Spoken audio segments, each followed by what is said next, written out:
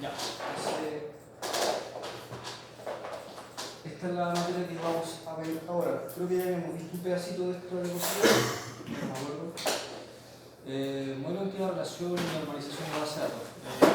Ayer vimos lo que era los modelos de antigua relación.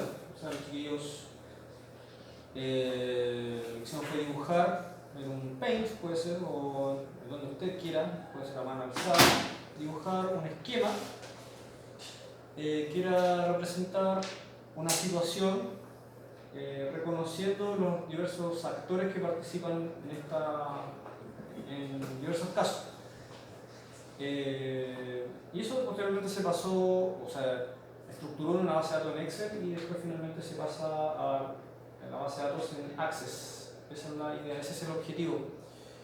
Pero como todo estaba fuera de contexto, era difícil de entender y ahora le voy a explicar el contexto de la cosa. ¿Ya? Esta es la introducción. Toda la finalidad de esto es la estructuración y la optimización y la mejora de la calidad de la información. Y todo eso permite una mejor fluidez del tratamiento y la recuperación de la información. Y eso en los sistemas de información geográfico y todo lo que es base de datos y todo lo que es trabajar en red y trabajar con otros usuarios permite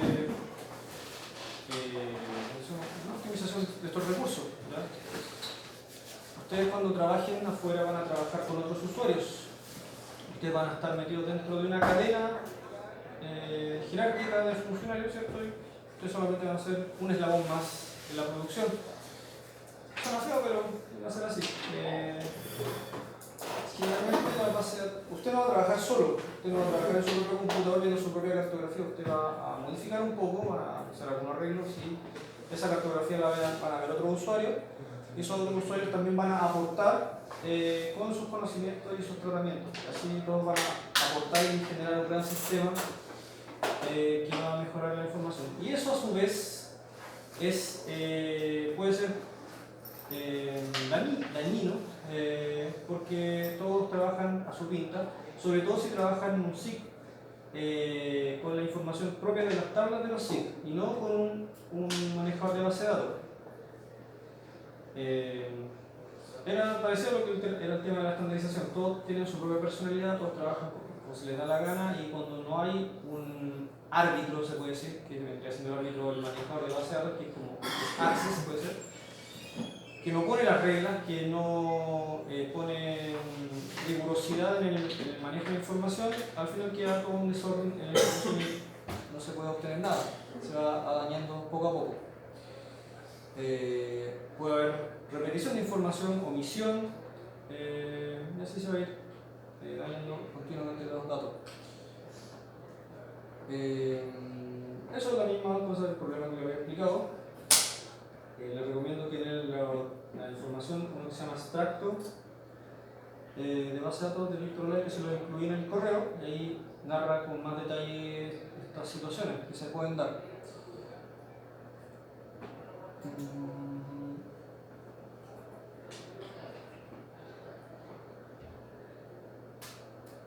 Entonces aquí vemos el problema de lo que es la redundancia de información. Es el problema de los software SIG.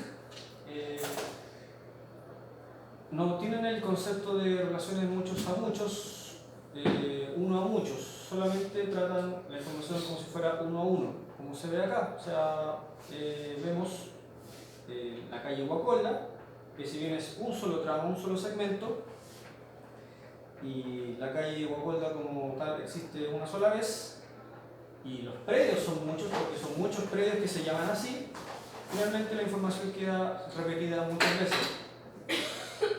Como los software no tienen la manera de tratar esa relación, esa cardinalidad, la única manera que lo conoces uno a uno, queda representado así, lo cual genera un volumen importante de información, o sea, ocupa mucho espacio en el disco duro, va a producir que se ralentice los datos, sobre todo en el traspaso a través de redes locales o internet. generando un deterioro y una mala experiencia por parte de los usuarios y de la gente que trabaja con ella. Además de, por ejemplo, aquí en este caso la información está dañada, le falta la letra O, bueno, apenas se ve, pero ese registro ya queda malo y no, el usuario o quien consulte no va a poder obtener la información de manera fácil. Se puede, ¿cierto? Ustedes ya lo saben con qué herramienta, con el like, ¿cierto? Se puede obtener la información de alguna manera, pero la gente común y corriente, como los usuarios finales, los civiles, entre comillas, no van a poder obtenerlo fácilmente. Y así esta información se va a perder. Y esto ya produce un daño en la calidad de la información. Entonces las soluciones que se proponen es generar un esfuerzo mancomunado entre dos sistemas que son los SIG, que van a manejar la parte gráfica, y lo que son los DBMS o Database Management System o sistemas de administración de base de datos, que son claramente estos software, podemos denominarlos el Access, el más familiar, MySQL, PostgreSQL, Oracle, y etcétera, muchos más. Esos son manejadores de base de datos, también pueden ser SGDB. Es lo mismo que DBMS, son la misma cosa, solamente que no está en español, otro está en inglés. Ambos hacen lo mismo. El esfuerzo de estos dos software, estas dos plataformas, generan, uno por un lado, mantener bien la información, establecer reglas de cómo se debe ingresar, la cantidad de caracteres, los registros que usted puede ingresar, porque de hecho puede, por ejemplo, establecer una lista de registros que usted puede ingresar, de valores, por ejemplo, los nombres de calle. O sea, el usuario no puede inventar nombres de calle, sino que aparece una lista ya predeterminada y el editor, empezando la información, solamente debe elegir una de esas. Ese nivel de restricciones te puede dar un DBMS. Restricciones de usuario, lo había dicho ayer, también puede darle, hay permisos de administrador, que se puede ser el administrador y puede darle permisos o privilegios a otros usuarios con una menor clase, ¿cierto? Usted solamente puede visualizar la información y no modificarla, ¿ya? Ese es el nivel de restricción. O usted puede modificar cierta tabla, nada más que eso, y la otra tabla no las toca. O ciertas columnas. También puede registrar la fecha y la hora en que se registró, o sea, en que se modificó un registro. ¿Y qué usuario lo modificó? Para echarle la culpa, ¿cierto? O para preguntarle por qué hiciste este cambio, en base a qué argumento. Todos esos detallitos que les estoy explicando no lo hace un SIG. El SIG, uno pone start editing, pum, y deja en barra. Y ahí quedó, y pone guardar y se acabó la cosa. Entonces los DBMS son más rigurosos en cuanto al tratamiento y la edición de la información. ¿Ya? Por otro lado, los DBMS no tienen la capacidad de análisis gráfico que tienen los SIG, el ArcGIS. En DBMS vamos a ver que el Access no tiene botoncito Start Editing, no tiene para dibujar polígonos, no tiene nada de eso, no hace buffer, no hace ni una cosa de eso, solamente se encarga de las tablas. Entonces, en eso es débil, pero por otro lado, los software sí son fuertes en eso, entonces a los SIG les conviene mejor trabajar la parte gráfica. Todo el tratamiento de los geoprocesos, análisis espacial y análisis de récord, lo que ya ha visto hasta ahora. Entonces, cada oveja con su pareja, como pueden apreciar. Sin embargo, estos dos software se pueden unir a través de un enlace que se llama ODBC, ahí se los voy a enseñar, y permiten enlazar estos software. Se conectan a través de una especie de join, se conectan con una llave primaria, que van a aprender lo que es una llave primaria, y así hacer coherentes los datos de tanto gráfico como lo que está almacenado en las tablas. Bueno, aquí menciono la cantidad de funciones, ¿cierto? Y características que tienen los DBMS. Una máscara, por ejemplo, las máscaras son un estilo de ingreso de información, por ejemplo, la fecha. Usted ingresa una fecha, ingresa solamente los números, y el software se encarga de poner los guiones, los slash y todo como los adornos, ¿cierto?, que va a tener la información. Se pueden limitar rangos numéricos, por ejemplo, para la edad, para que así el usuario no ingrese edades negativas o edades, no sé, milenarias, que pueden ingresar solamente en el caso de humanos. Entonces, restricciones usted puede dar, y entre otras características de las que ya había mencionado. Esto se trabaja con tablas relacionales, así que también tenemos que aprender lo que son las tablas relacionales. Hasta el momento ustedes han visto tablas planas. Las tablas relacionales vamos a ver que ya no las vamos a llamar más tablas, sino que vamos a llamar las relaciones. Tablas igual relaciones, ese va a ser el concepto. Igual vamos a seguir hablando de tablas para que no se confundan, pero si ustedes ven en la literatura por ahí van a darse cuenta que las tablas se le hablan de relaciones, por ejemplo. Y a los registros les dicen tuplas. Por eso yo hace tiempo les hablaba de tuplas, pero son registros, conocidos como registros. Y en este mundo mundo relacional, entidad relación, access se van a llamar tuplas. Todo esto genera o provoca que finalmente las redundancias se vayan eliminando y estableciendo otras reglas de normalización. Todo esto mejora el almacenamiento porque las tablas se hacen más chicas, más compactas, mejora la fluidez y es más fácil el mantenimiento de los datos. Ya.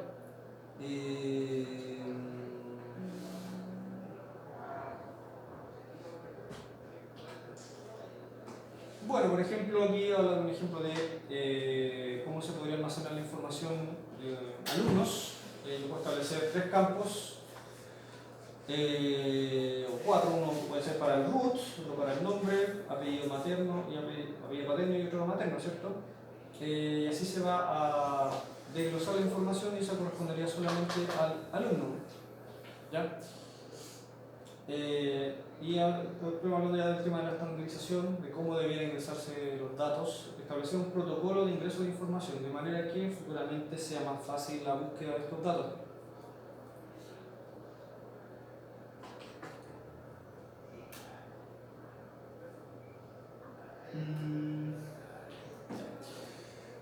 La creación de bases de datos. Usualmente y coloquialmente siempre la gente habla de la base de datos. Usted se imagina una sola tabla. ¿Ya? Eso rigurosamente está mal porque una base de datos no es una sola tabla. Una base de datos es un conjunto de tablas que forman relaciones entre ellas. Hace que ustedes si le dicen la base de datos, que tiene una tablita Excel toda minúscula, eso no es una base de datos, no, eso es una tabla nomás, porque no me decir. Ya, entonces las bases de datos usted tiene que saber que son un conjunto de tablas que forman relaciones entre ellas para tratar un fenómeno en cuestión, ¿cierto? Que usted desea describir.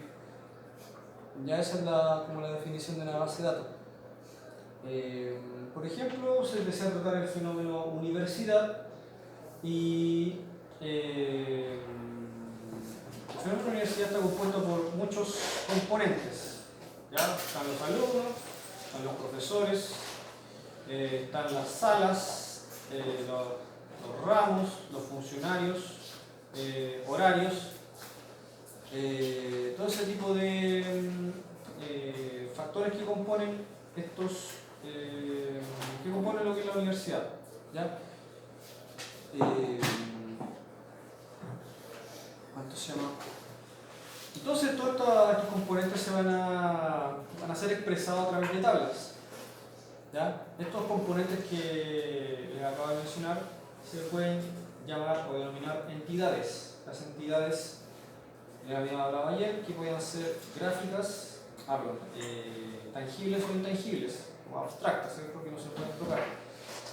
Los alumnos, podemos decir que son entidades tangibles, ¿cierto? Tienen existencia propia. Usted, como alumno, puede estudiar acá o bien se puede mandar a cambiar y se va a otra universidad, ¿no?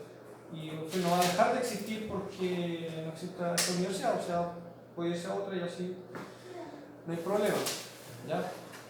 Entonces las entidades tienen existencia propia. Bueno, todos estos componentes que ayudan a la existencia de la universidad tienen sus propias características, ¿cierto? Los alumnos tienen sus nombres, la edad, el año de ingreso, su root, la estatura, peso, no sé, todos esos detalles que componen al alumno, la persona, así mismo como los profesores, así mismo con las asignaturas, sus materias, sus contenidos. Todas esas son características de cada entidad. ¿Ya? Y como verán, no sé, alumno está compuesto por todo lo que le había dicho, esas características, entonces va a haber una tabla que se llame alumnos, y esa tabla de alumnos va a estar compuesta de muchas características, y esas características van a ser las columnas, los atributos. ¿Van cachando la onda, cierto? Me imagino.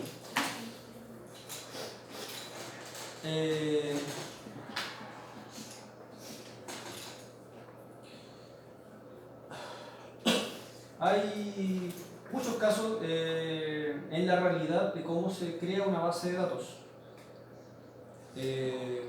Puede ser que usted vaya a un lugar o desee montar una empresa, ¿cierto? Desde cero, y usted desee generar una base de datos desde el origen, desde cero, no hay nada. Entonces, incluso usted puede tener ya la experiencia de cómo, y haber ya trabajado en otros lugares, y usted le encarga de hacer una base de datos desde cero, no hay nada. Entonces lo que usted hace es estructurar en función de otros modelos ya planteados anteriormente y genera un modelo entidad-relación, posteriormente lo pasa a un modelo relacional en Access y ahí se arman su base de datos. Ese sería el caso ideal, sería perfecto y todos serían felices, pero la realidad no es así. Habitualmente usted va a ir a un lugar, ya van a tener una tabla Excel, si es que si no está anotado en un cuaderno, porque habitualmente la gente mayor, más antigua, trabaja todo en cuadernos, en hojas, todo impreso. Y usted va a tener que traspasar esa información, pasarla a Excel o lo que sea, y de ahí pasarla a un Access y generar todo desde datos ya hechos. Va a tener que estandarizar, va a tener que normalizar y va a tener que hacer mucho trabajo.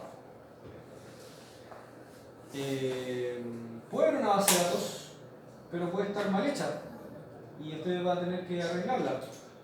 Ese es el segundo caso, o la que yo le había mencionado ahora, que es que hay una tabla plana existente, como puede ser una cartografía SIG, y usted va a tener que empezar a tratarla, estandarizarla y normalizarla. Este es el caso más común ahí le puse, que es lo que habitualmente se sucede.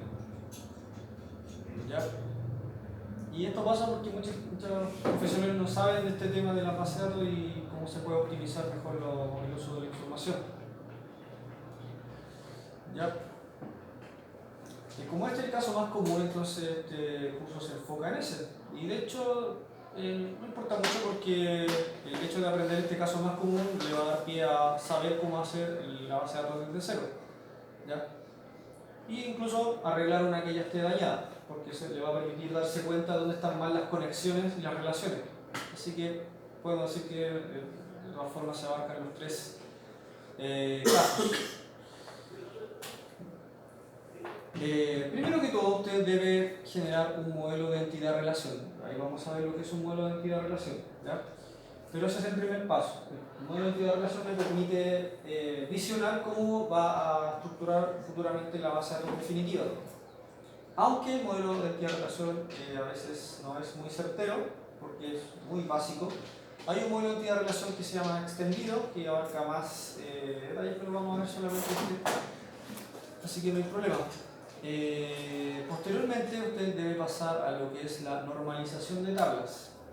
Una vez comprendido el fenómeno en cuestión, se estructura la tabla o la información que ya existe y así se pasa a estructurar la información respetando estas normas de normalización de tablas, que lo vamos a ver también. Finalmente pasamos al software, que puede ser un DMS cualquiera. Nosotros vamos a hacerlo acá con Access, debido a que todos tienen Access en su casa, me imagino, cada vez que instala un Office, actualmente viene el Access metido entre medio, así que me imagino que podría tener un Access en un computador. ¿Ya?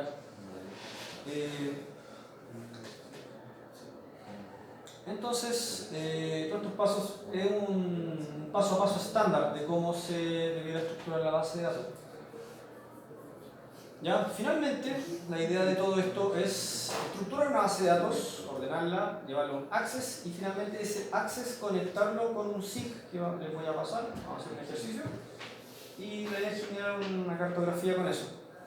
¿Ya? Vamos a hacer un mapa temático, vamos a hacer quizás uno que otro proceso por ahí para jugar un poco con la información que se puede obtener de eso.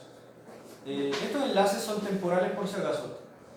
Yo hago el enlace, visualizo, reviso la información, la veo y chao. O sea, la información se trata en el DBMS, a menos que usted quiera extraer la información y guardarla en la capa. Eso también se puede hacer, pero hay que hacer un proceso con la Field Calculator, copiar la información de la base de datos y llevarla a un campo nuevo. Bueno, ahí también vamos a revisar eso. Pero les digo que todo se puede hacer. Ya. Ahí tenemos entonces un pantallazo, se lo acabo de incluir. Estuve modificando un poco la diapositiva y les mandé una diapositiva un poquito más viejita, que no tenía ese pantallazo. Eso lo saqué del libro en todo caso.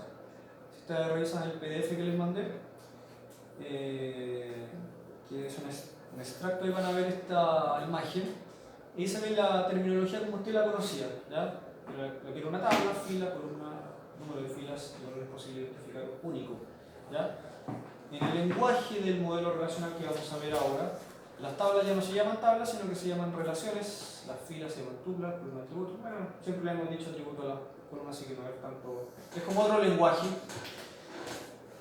Número de filas es la cardinalidad, aunque cardinalidad tiene dos significados, depende del contexto. Ahí se los voy a aclarar, ¿ya?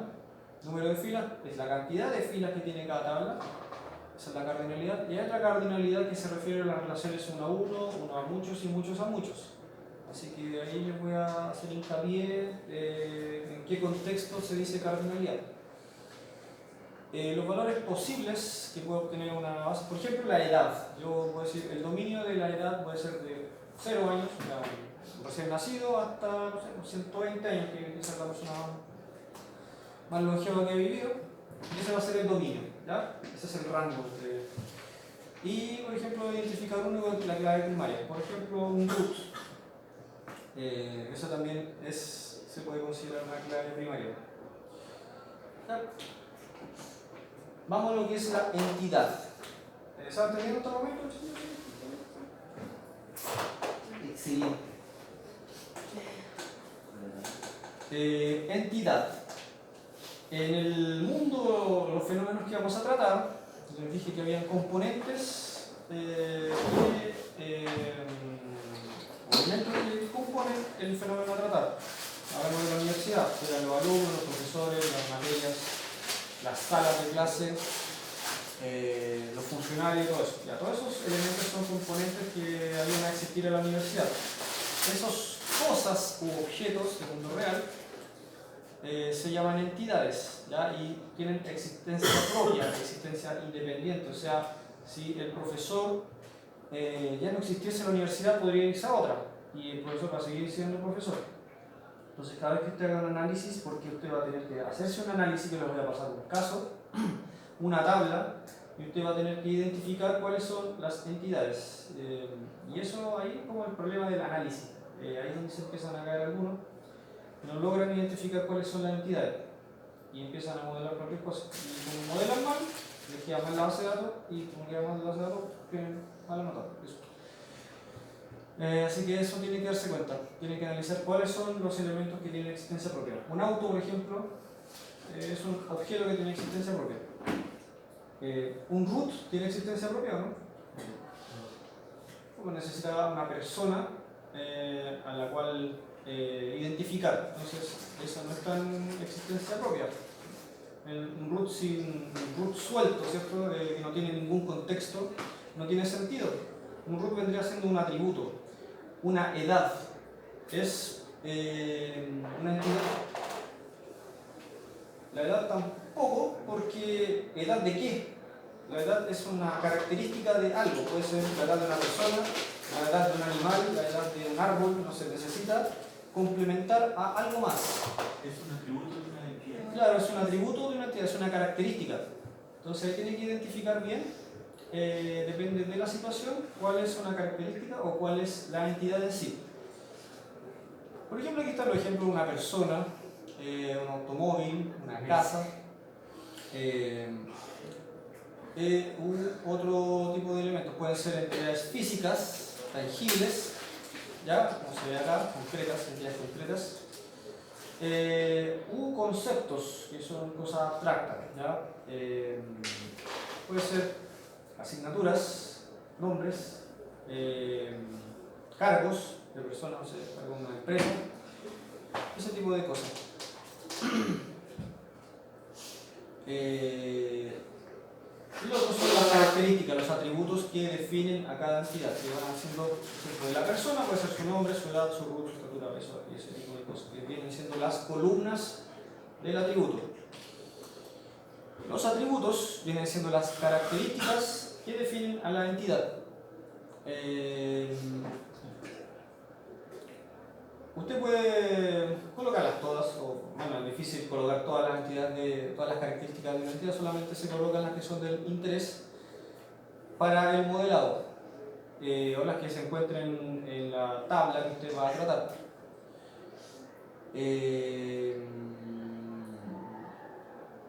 Esta es una manera de ordenar la información, una manera estándar de colocar los registros de la entidad. Es así, por ejemplo, aquí se establecen las columnas, ¿cierto?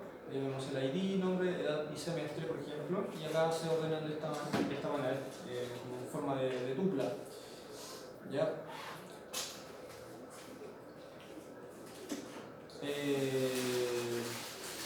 Cada atributo tiene un dominio, como le había mencionado. Por ejemplo, puede tener un listado de nombres, o sea, hay muchos nombres específicos, pero la tabla va a tener solamente un rango que va a abarcar. Entonces, ese viene siendo el dominio. También para el tema de las edades o el tema de los semestres que esté cursando la persona, no va a estar cursando semestres eternamente, ¿ya? O sea, hay un límite, o la carrera tiene cierta cantidad de semestres, así que ese es el primer semestre hasta el quinto año, por ejemplo. ¿Ya? Entonces ahí, bueno, se quedan más años, pero eso no es lo oficial, ¿cierto? Lo oficial que está establecido según el programa académico.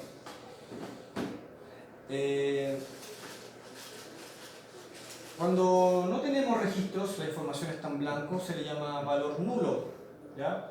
Y hay unos atributos que se llaman llaves primarias, y las llaves primarias no pueden tener valores nulos, deben siempre estar rellenos con información.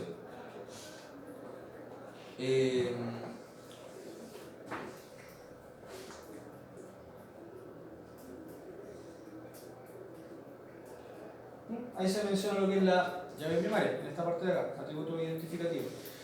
Tenemos las llaves primarias, en este caso viene siendo el campo ID.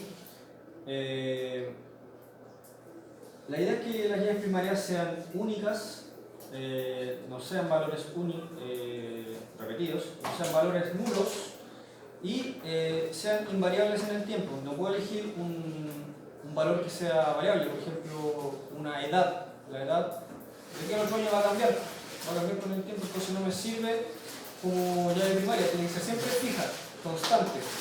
¿Ya? Hay otros que pueden ser llaves candidatas que se llaman. Puede ser, el campo. Este también puede ser no puede ser el nombre de una llave primaria porque pueden repetirse los nombres. Una cosa que los semestres. O sea, el root puede ser una llave candidata. Lo que no me gusta del root es que es muy largo, así que la idea es elegir códigos cortos. ¿Ya? Esas son buenas llaves primarias.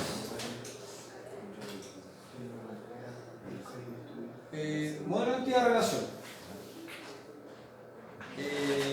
Lo que hace el modelo de entidad de relación es una representación, un esquema, una especie de bosquejo que expresa el fenómeno a tratar. Ahí muestro un esquema gráfico que es representado a través de rectángulos, elipses y rombos. Los rectángulos vienen a representar las entidades, como vimos acá, esas entidades. ¿Ya? Entonces usted dibuja un rectangulito y mete adentro, por ejemplo, persona, automóvil, auto, casa, no sé. Eso viene siendo la entidad y se representan dentro de un rectángulo. Tenemos elipses. Las elipses vienen a representar lo que son los atributos o las características de la entidad. Y los rombos son finalmente lo que permite relacionar las entidades unas con otras. Los rombos, en el centro se le coloca un verbo conector o una frase conectora que me permite relacionar ambas entidades.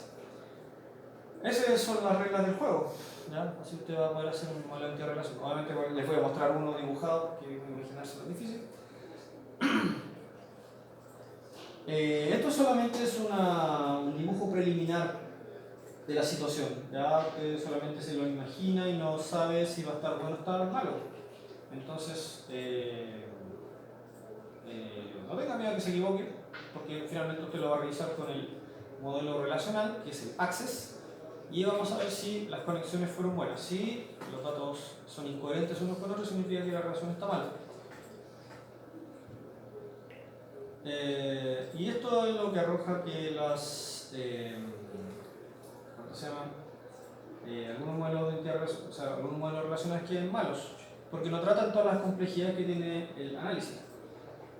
Y ahí yo les mencioné que hay un modelo de entidad de relación extendido, que ahí trata un poco más cada caso. Y ahí entonces el modelo de entidad de relación, el dibujito.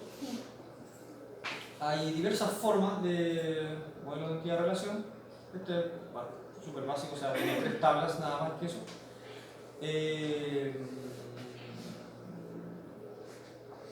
No, tiene 1, 2, 3, 4 tablas. Esa relación mucho genera una tabla más. Ya. Hago un análisis, no, hombre, ¿cómo es? ¿En qué ve?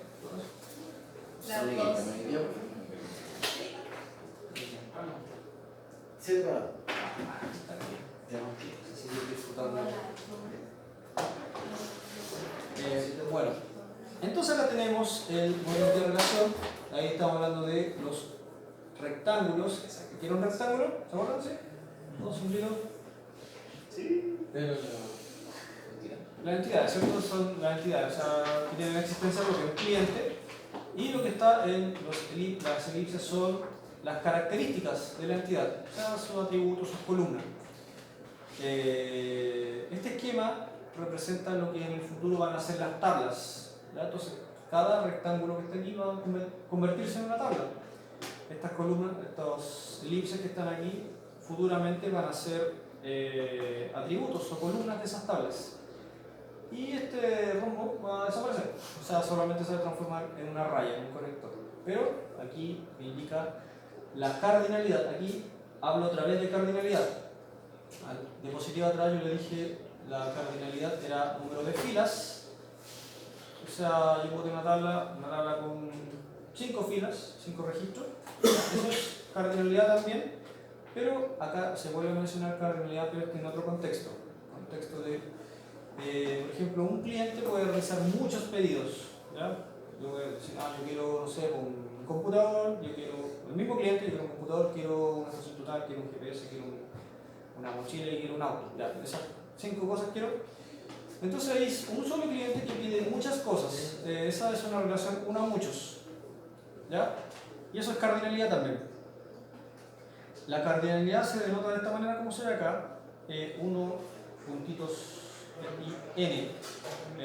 Y acá puede anotarse con un asterisco, puede colocar un signo infinito, puede, esas son las maneras de notar esto, ¿ya?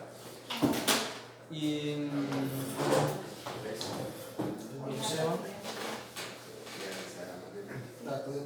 Entonces acá se anotan lo que son las entidades, y aquí se coloca en el rombo un verbo o una conexión, ¿ya?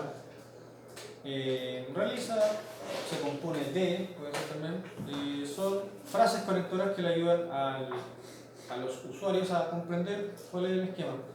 Esto no es solamente para usted, también puede ser para otros usuarios que estén haciendo la base de datos, entonces usted tiene que ser explícito. Por ejemplo, para mí, que yo les voy a realizar sus pruebas, usted tiene que colocar frases coherentes, o sea, no para usted mismo, que usted mismo, ¿ya?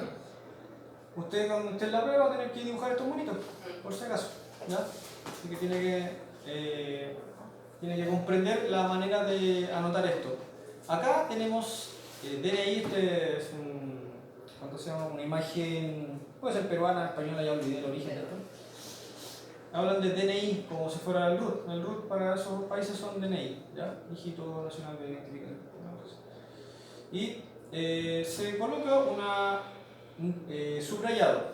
Eso significa que esta es la llave primaria, ¿ya? Eso, y puede tener muchos otros campos aquí. Es súper básica la tabla, o sea, no tiene más columnas que esa, ¿ya? Las que vamos a tratar son muchas columnas, así que va a estar lleno de pelotitas por todos lados. Me parece que eso. Bueno, este es un caso especial y también lo vamos a ver por qué este rombo tiene un atributo, si es una relación, ¿ya? No se preocupe, vamos a ver el caso adecuado para que usted vea por qué del rombo sale una elipse, ¿ya? Bueno, se lo explico al tiro lo que pasa.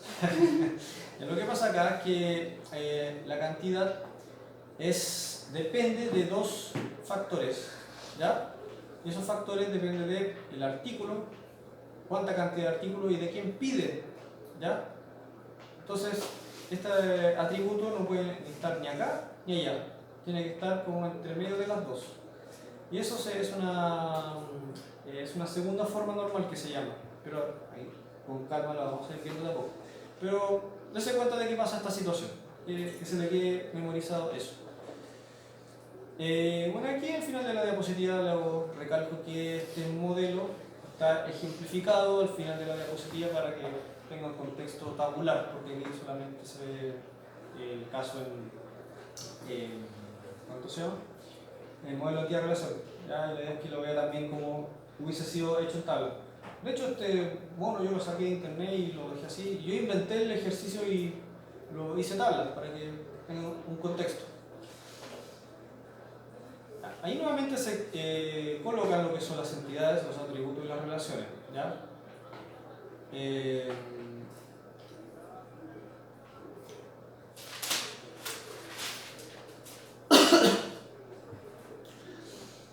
Entonces ahí vemos lo que son las entidades, ¿cierto? Que están encerradas dentro de los rectángulos y representan entidades concretas, físicas, o también podrían ser abstractas, ¿ya?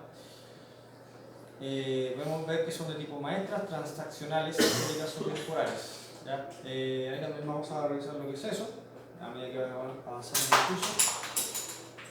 Los atributos se representan a través de elipses y vendrían siendo las columnas de la tabla. Entre ellas está la llave primaria, que es uno de los campos más importantes, que me permite enlazarme con otros datos. Y esto se suele subrayar se llama la elipse que contenga la llave primaria, se coloca un subrayado. Y las relaciones finalmente se colocan dentro de un rombo y ahí se coloca un verbo conector. Aquí tenemos un caso, por ejemplo, un caso de un hotel puede ser. El huésped se aloja, esa viene siendo la relación, y habitación.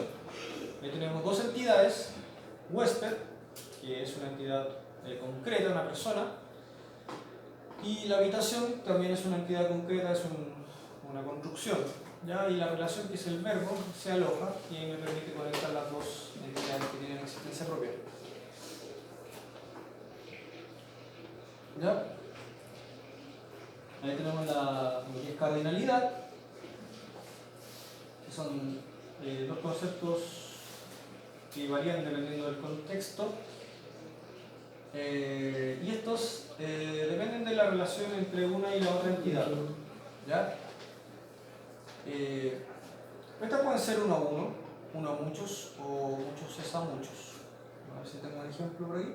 ¿Sí? Hay un ejemplo. La cardinalidad cuando las relaciones son unos a unos. Por ejemplo, tenemos un estudiante y una carrera. Habitualmente un estudiante solamente puede darle el cuero para una carrera, ¿ya? Yo estudio arquitectura, yo llevo solamente medicina y José solamente derecho. Esa es una relación uno a uno, Cartografía no tiene alumnos, o sea, probablemente se cierra esa carrera, esa boleta, no tiene nada, no tiene estudiantes. Pero no importa, o sea, tenemos 1, 1, 1, 1, todos por lado 1, 1, ¿ya? Eso tiene 0, pero no importa. Aún así la relación es 1 a 1. Mientras estos valores no superen el 1, van a ser relaciones 1 a 1. Siempre. ¿De aquí por allá es lo mismo? No, pues sí que al otro lado seguro. ¿Acá? No, tampoco hay problema. Significa que el estudiante no estudia. Pero también sería uno. Sí. O sea, aquí podría estar, no sé, Pepito. Y Pepito no estudia ni nada de esto. Simplemente no tiene relación.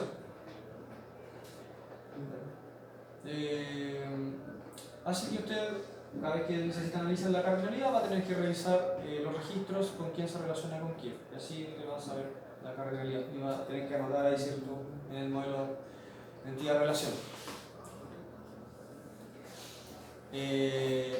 La relación 1 a muchos. Aquí puede ser 1 a n o 1 a infinito.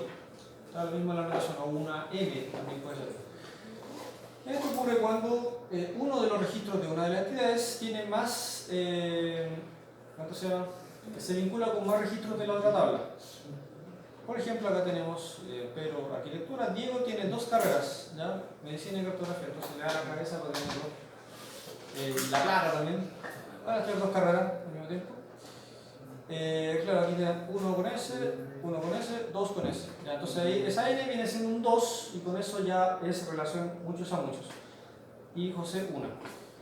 Entonces se analiza de un lado hacia el otro y ahora vamos del otro lado hacia el otro lado. ¿Ya? De la carrera hacia el estudiante. Ya vemos que es 1, 1, 1, 1. Siempre es 1. ¿Ya? Usted para establecer este análisis tiene que investigar para ambos lados. Y así usted sabe cuál es la cardinalidad. ¿Ya? No solamente con puro lado. Entonces usted finalmente coloca muchos es a 1. Muchos estudiantes, un estudiante estudia muchas carreras. ¿Ya? Finalmente tenemos las relaciones muchos es a muchos. Y esto ocurre cuando un registro de una de las tablas tiene relación con muchos registros de otras tablas y a su vez esos otros registros de la otra tabla tienen relación con muchos registros de la otra tabla. O sea, otra lengua, pero es así. En este caso vemos que Pedro, está mala esa, va a tener que otra vez arreglar la diapositiva. Otra modificación más. Pedro tiene 2 carreras acá, entonces no es un 1, es una N. ¿Ya? Una N acá también. Y me equivoqué. Y Diego también tiene 2 carreras. Estudia medicina y cartografía, Pedro estudia arquitectura y medicina. José es el único que estudia una sola carrera. Y para el otro, o sea, hice el análisis desde el estudiante hacia la carrera. Entonces, si usted lo hace al revés, de la carrera hacia el estudiante. Arquitectura solamente una, pero medicina quien tiene 2 estudiantes. ¿Ya? Entonces vemos que las relaciones son muchos a muchos. ¿Se entiende? ¿Sí? Súper papa. Hasta el momento es papa. Así que esas son la cardinalidad muchos a muchos. Bueno, llegó el momento de las llaves. Tenemos las llaves primarias y hay otras que son las llaves externas, foreign key y primary key. PK o FK son maneras de anotar esas características de la tabla. Son valores que identifican cada registro, o sea, gracias a ese registro, a ese código, se puede identificar toda la tupla completa. ¿Ya? Y eso me puede ayudar a conectarme con otras tablas, otras entidades, otras relaciones. ¿Ya? La PK, primary key o llave primaria o clave primaria, tiene todo eso, sinónimo. Debe ser un valor único e irrepetible, no debe estar en blanco y además no debe variar en el tiempo. Tiene que tener todas esas características para que sea una llave primaria. O sea, también hablamos de llaves candidatas cuando a mí me tinca elegir a tal columna como una posible llave primaria. Puedo tener muchas llaves primarias, acá puedo tener una ID y esa ID también puede tener códigos. Se escucha, ¿cuál me elijo? el root o el ID que acabo de inventar, porque ambas son candidatas como, no sé, una candidata de Chile, una cosa así, entonces tenés muchas opciones de elegir una de esas, ¿ya? Entonces tú decides, ya, esta va a ser, ¿ya? Entonces tú eliges la llave primaria. Dependiendo de las ventajas que posea, por ejemplo el root, si yo invento una llave primaria, o sea un código, puedo elegir un código súper breve, súper conciso de 3 caracteres nada más, y a mí me gusta más eso porque es más corta y me sirve para relacionar mejor.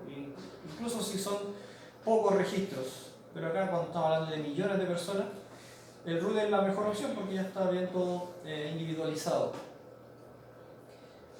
En este caso entonces el root viene siendo la mejor opción y se puede elegir como llave primaria definitiva. El otro no son buenas llaves primarias, no son buenas candidatas porque el nombre se repite a pesar de que son dos personas distintas, pero el nombre está repetido, así que ya no puede ser llave primaria. Igualmente con el apellido que también se repite. Y una edad tampoco es buena llave candidata porque también se va a repetir, o sea, va cambiando en el tiempo. Una fecha tampoco. Entonces ahí usted claramente ya puede visualizar qué es bueno para elegir como llave primaria. Oh, está pegado eso. Eso está malo. Hay que arreglar eso. Entonces ahí usted va eligiendo la llave primaria. Las llaves externas, llaves foráneas, o la mezcla de combinaciones posibles, o foreign key, FK. Estas llaves se encargan de enlazarme con otras tablas. Por ejemplo, acá tenemos el root, el nombre y el apellido, y acá tenemos información relativa a un computador, puede ser la tabla computadores. Así se puede llamar esta tabla. Y esta se va a llamar la tabla personas. Acá tenemos el root otra vez. Y yo digo, chute, ¿cuál es la llave primaria acá? O sea, alojímetro. No, pero está baneado. Ya lo dije ya. Entonces, y de laptop viene siendo la llave primaria de esta tabla. ¿Ya? ¿Por qué? Porque identifica a cada computador, cada marca. De hecho, usted ve que no hay repeticiones de valores. Es breve y es aparentemente invariable en el tiempo. El root, vemos que ya otra vez se repite acá, pero hay repeticiones. Por ejemplo, estos dos últimos hay una repetición. Y además, esta es la llave externa que me permite enlazarme esta tabla con lo de acá. Entonces, gracias a esta, puedo hacer una especie de join de las dos tablas y decir a quién le pertenece qué computador. ¿Ya? Por ejemplo, vemos que este termina en 0. Entonces Andrés López tiene dos computadores, ¿ya? Entonces eso me permite enlazarme y saber lógicamente quién se conecta con quién. Y bueno, ahí podemos también hacer un análisis de cardinalidad, de que la relación es muchos es a uno. O sea, una sola persona es propietaria de dos computadores. ¿Ya? Entonces podemos establecer esa cardinalidad de paso. Ahora pasamos a lo que se entendió hasta el momento lo que eran llaves primarias y externas. Vamos a hacer un ejercicio después si estoy cansado.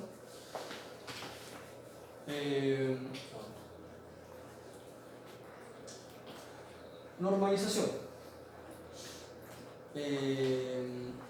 Entonces lo que es la normalización a la base de datos son una serie de reglas que se aplican a la base de datos de manera de estructurarla de manera eficiente y así los datos se puedan relacionar evitando las redundancias y así facilitar el flujo de información.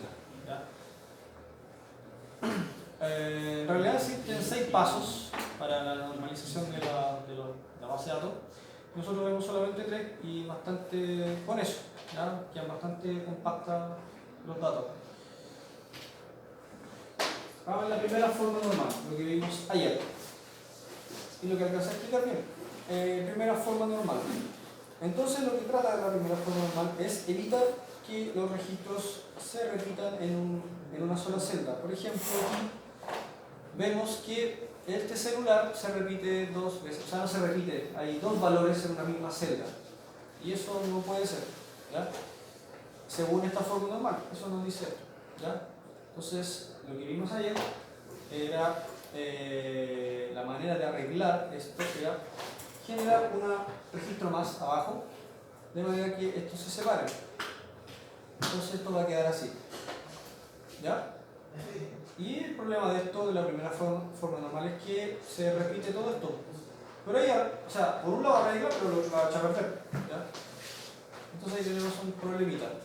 Pero cumple con la primera forma normal. Entonces, en ese sentido estamos bien. ¿Se entiende, chicos? Qué fácil. Ya.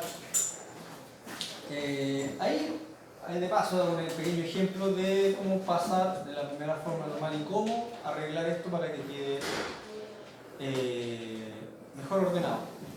Se separan las tablas así, de manera que se evita la redundancia en este caso. Ya cuando usted vea que hay redundancias, significa que las tablas están mal acopladas y que hay que separar la información de manera que se eviten estas redundancias. Así que si vea una redundancia en su tabla, diga, oh, hay algo mal acá. Entonces, esto nos queda así, de esta manera. Y para la prueba usted va a tener que analizar la información de esta manera. Usted va a estimar cuál es el grado, la cardinalidad y el dominio. El grado de una tabla son la cantidad de columnas que posee. Súper fácil. O sea, aquí tiene 3 y aquí tiene 2. 2 columnas, 3 columnas. Entonces grado 2 y grado 3. No tiene mayor complejidad que eso. La cardinalidad en este contexto no es relación mucho, ya es un análisis de la tabla directamente. Cardinalidad 3, porque tiene 3 registros, 3 tuplas. Y acá tiene 4, porque son 4 registros. Eso es súper fácil. El dominio son, como habíamos dicho, como el rango de valores que puede alcanzar cada tabla. En este caso, si analizo el dominio de la columna nombre, o Santiago, Felipe, Magdalena, y esos son la cantidad de nombres máximos. Y el apellido, por otro lado, también va a ser todos los apellidos que se ven ahí, nada más que eso. En la prueba le voy a colocar que me coloque, no sé, por ejemplo, si son demasiados nombres, no van a querer toda la lista de nombres que hay. Voy a colocar caracteres alfanuméricos de tanta cantidad de ancho, no sé, tanta cantidad de caracteres. Por ejemplo, pero esto del dominio nos sirve para, por ejemplo, establecer nombres predeterminados, o sea, un listbox, que uno pinche y te genere solamente una cantidad de nombres predefinidos, ¿ya? Y el usuario no puede ingresar lo que le dé la gana. Para eso sirve el dominio. ¿Ya? Así que eso en la práctica funciona así. Lo mismo que acá, celular valores numéricos de 8 cifras. Eso es como la rigurosidad que se establece para estos registros. Ya de esta manera, como se ve aquí, ya cumple con la segunda forma normal y la tercera. Tal como está ordenado. Vamos a ver lo que es la segunda forma normal. Yo de hecho tenía que cambiar los juegos.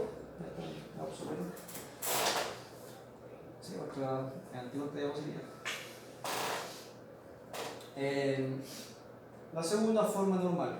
¿Qué consiste eso? Bueno, la primera dijimos que era evitar que existan dos valores en una misma celda. La segunda forma normal consiste en que se debe los campos que dependan de dos llaves que vayan a formar su propia tabla. ¿Ya? Por ejemplo, acá tenemos dos columnas. Pablo, ahora. No, que tenemos que dar.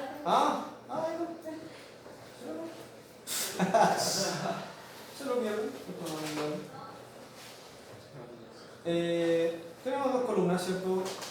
Vemos que una combinación se analiza bien la información de un juego con unas personas que vienen siendo los jugadores. Esa es la tabla en bruto.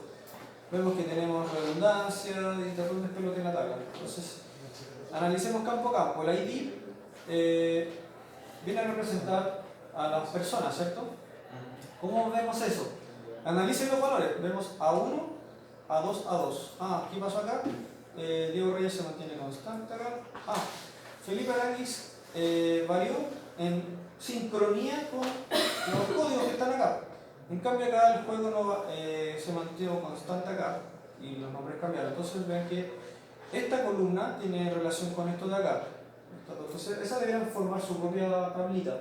no dan sincronía de cambios de código porque esas columnas están relacionadas. Y de juego, bueno, de hecho dice y de juego para darse cuenta, ¿cierto?, que esto tiene que ver con el juego, ¿cierto? CS1, Counter-Strike, entonces están también sincronizadas ambas filas, Call of Duty y también varios al mismo tiempo, hay sincronía con eso. Puntaje es la única columna que varía aparentemente de forma aleatoria. ¿Ya? Puntaje. ¿Puntaje de qué? ¿Y de quién? Esa es la pregunta que tiene que hacerse usted para darse cuenta de qué pasa acá. Si yo saco el puntaje y lo extraigo, lo dejo suelto por ahí, ¿tiene algún sentido el puntaje? No, ¿cierto? No dije chuta. ¿Puntaje de qué? De un juego, ya. Puntaje del juego tanto. Si yo separo el puntaje y lo relaciono solamente con el juego, ¿tiene algún sentido?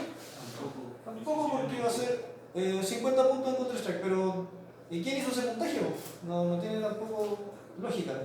Entonces se dan cuenta que el puntaje necesita, para poder existir y tener coherencia, necesita el juego y necesita además a la persona que hizo ese puntaje. Entonces, esa viene siendo la segunda forma normal. Vamos a separar la tabla en dos tablitas como se ve acá. Entonces aquí vemos la tabla personas o jugadores y por otro lado, acá abajo, la tabla del juego. ¿Ya? Y vemos aquí que se compacta la cosa. Aquí tengo una tabla súper grande. Igualmente, digo chuta que son tres tablas y parece que fuera más volumen, ¿cierto?, que lo que era antes. Lo que pasa es que las tablas son tan chiquititas que estamos viendo que no se nota el cambio de volumen. Pero si aquí fueran miles de juegos, muchos más juegos y muchas más personas, esta sería una tabla gigantesca. Y acá no sería tanto, serían registros más chicos. O sea, serían tablitas más pequeñas. La tabla que sería más larga sería esta. ¿Ya? Entonces acá tenemos el juego y aquí tenemos a la persona. Y esta tabla que se genera acá en medio, me permite relacionar estas dos, es una tabla de enlace, la cual tiene adosado el puntaje. Y eso que está acá, le dije, memorícense esto, chiquillos y chiquillas. La chiquilla. Es eso que está acá.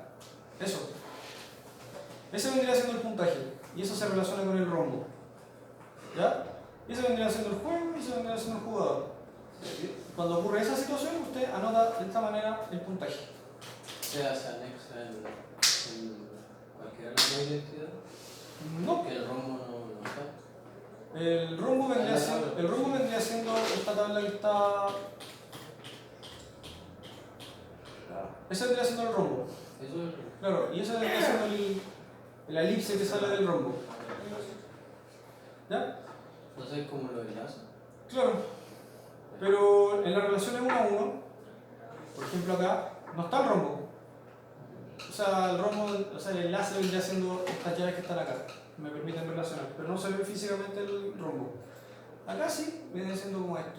Y ahí es la elipse que sale del rombo. Entonces aquí usted puede, gracias a estos códigos, usted puede decir, el A1 se relaciona con CS1 y tiene puntaje tanto. Entonces A1 es Diego Reyes y CS1 es Counter-Strike que sabe. Puedo como volver para atrás, volver a la tabla en bruto. Esa es la segunda forma normal. Esta tabla está en segunda forma normal y a la vez las que están acá cumplen con la tercera forma normal.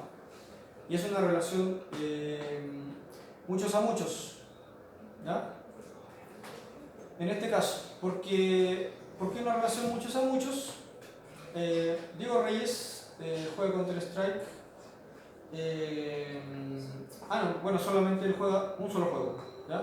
Felipe Araya es quien juega 2 juegos, Counter-Strike y Call of Duty. Y además, ¿cuánto se llama? Call of Duty es jugado por Felipe Aranguis y Macarena, o sea, hay una relación mutua, ¿cierto? De juegos que son jugados por muchas personas y personas que juegan muchos juegos. ¿Ya? Por eso es una relación mucho y se nota así. En la relación de 1 a muchos, el puntaje se hubiese tirado a la tabla que tiene más registros. Eso también lo vamos a revisar con ejercicio.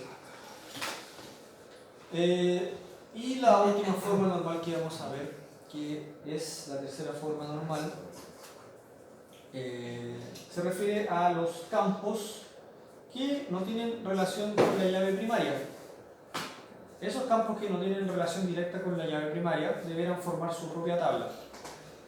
Por ejemplo, acá el ID está pensado para, ¿cuánto se llama? Para la persona. Acá no se nota mucho porque de hecho las profesiones son todas variables, ¿ya? Si aquí hubiese una profesión repetida, o sea, en vez de cartógrafo dijera topógrafo también, topógrafo, dijera gimnasio. Ahí usted se daría cuenta inmediatamente que la profesión no tiene nada que ver con el ID, porque hay una repetición. Bueno, aquí voy a tener que cambiar el ejemplo para que sea más explícito el caso. ¿Ya? El salario no puede ser más difícil. ¿Voy a subir más? No, el aumento del IPC. Están así los sueldos, chiquillos, son terribles.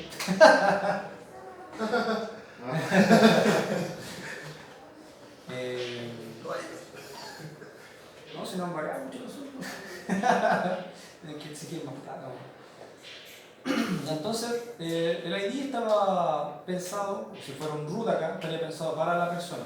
Por ende, la profesión y el salario no tendrían mucho que ver con el ID. Y en ese caso, para que esto cumpla con la tercera forma normal, deberán separarse y formar su propia tabla aparte. Eso es lo que dice la tercera forma normal. Entonces nos queda así. De esta forma. Se ve horrible igual. Feo, ¿cierto? Dice profesión. Y acá otra vez dice profesión. Y dice, ¿por qué pasó eso? Porque se usó esta columna de profesión como si fuera la llave externa. ¿Ya? Igual, ¿y se podría repetir? Sí, las llaves externas le está permitido repetirse. La llave primaria no permite repeticiones. Igual puede que dos profesiones tengan distintos salarios. Sí, también puede ser. Y ahí habría que hacer otra relación. Claro, habría que, en ese caso habría que acomodar la información de otra manera, para que ahí tenga coherencia, como dice usted. Y repeticiones de profesiones. Entonces acá se establece este como llave externa, pero se ve feo y además, claro, son variables los anchos y no se acomoda mucho la cosa. Entonces, esto es una relación mucho a mucho, o sea, perdón, 1 a 1. ¿Ya? Cada persona tiene una sola profesión y una profesión solamente es hecha por una sola persona. Aquí tenemos otro ejemplo, un ejemplo como el que yo le había mencionado, que tenemos el caso de dos profesiones que se repiten. ¿Ya? Esto vendría siendo más explícito, como yo les decía, cartógrafo y el ID prof. ¿Tienen relación con la llave primaria de esta tabla? Porque esta es la llave primaria de esta tabla. Vemos que aquí, esta no es llave primaria porque tiene repeticiones. ¿Ya? Así que no podría ser llave primaria. Esta llave primaria no tiene repeticiones. Así que en ese contexto, el nombre, o sea, hasta las personas tienen vínculo directo con esta llave primaria. Vemos que car, y aquí varió, no tiene relación directa. Cartógrafo y cartógrafo tampoco, porque aquí esto varió, pero esto no cambió. Entonces ahí vemos de manera explícita que no dependen de esa llave primaria y deberán formar su propia tablita. Entonces se separa y queda así. De hecho, ahí ven que al separarse se elimina un registro, que era el repetido, que era car, que está acá, ¿cierto? Cartógrafo, se elimina porque ya no hay redundancia. Y esto se usa como, en este caso, una llave externa, y esta es la llave primaria de esta tabla. ¿Ven? Es a la misma vez una llave primaria acá y una llave externa acá. Y eso me sirve para vincularme aquí y para allá. Entonces ahí digo, es una relación 1 a muchos. ¿Se entiende? ¿Sí?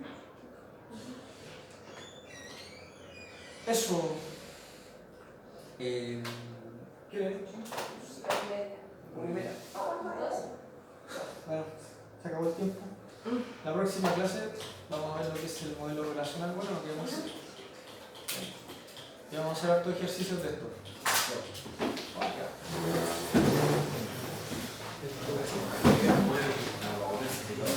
Siempre es lo mismo.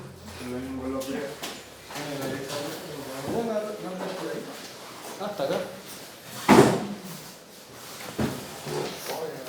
Quedó grabado. Coge los grados. Van a salir en